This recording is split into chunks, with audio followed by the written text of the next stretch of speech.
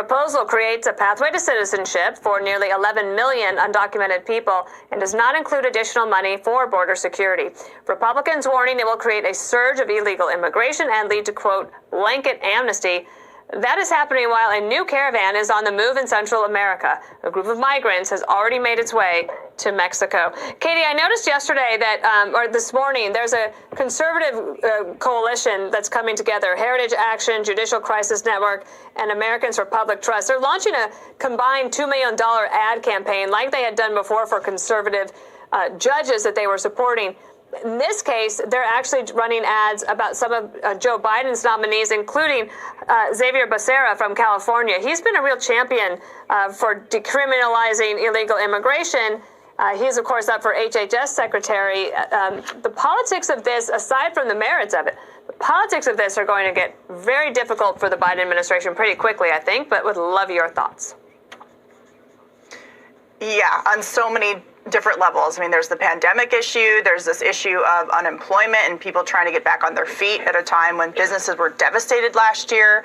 The issue of not adding more border security shows that the Democrats in the Biden White House really aren't interested in working with Republicans on this. They know that they have the majority in the House and the Senate, and they want to move forward with this amnesty that they've talked about for years and years. And it's not 11 million people, it's more like 20 million people. And the reason why Republicans always say there has to be a border security component to this is because if you don't do that, you create a magnet. And now we're already seeing Border Patrol agents saying that they've seen a doubling of unaccompanied minors under the age of 13 in the past couple of weeks. So they're creating a crisis on a number of different levels, and I think we're just seeing the beginning of it. Jesse, one of the things they did is the White House is now saying, please don't rush the border, but they also ended the Remain in Mexico policy.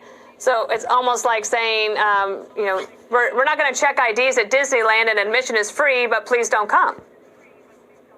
Yeah, well, at least they said please. They're so polite, Dana. It's so refreshing.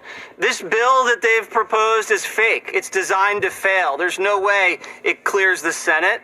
And they did that on purpose. So when the Republicans take back the House or the Senate, Democrats can say Republicans are blocking immigration and they can campaign on it. It's the same thing all politicians do. They don't solve a problem and they just blame the other party for that problem. Even the Politico came out and said this is terrible politics and policy. They have an article that says this thing's a recipe for disaster, and it's littered with quotes from Democrats on the border and swing states saying blanket amnesty, open borders, we're going to lose our seats. And Politico even says you're already seeing migrants come into these border towns and they're just overwhelming the healthcare system and the small businesses. AP reports now the Panama government, they basically opened their border and now migrants are flowing out of the Colombian jungle up through Central America, and the Central American governments are saying, hey, come on through as a shakedown, so Joe sends them more foreign aid, which of course they pocket. I want to just address this 11 million number. I've been at Fox since 2003. I used to be a producer before they put makeup on me. We used to do research packets. How many illegals in this country? In 2003, Dana, it was 11 million. You're saying nearly 20 years later, that number's still 11 million? No. It's at least 20 million, and everybody knows it.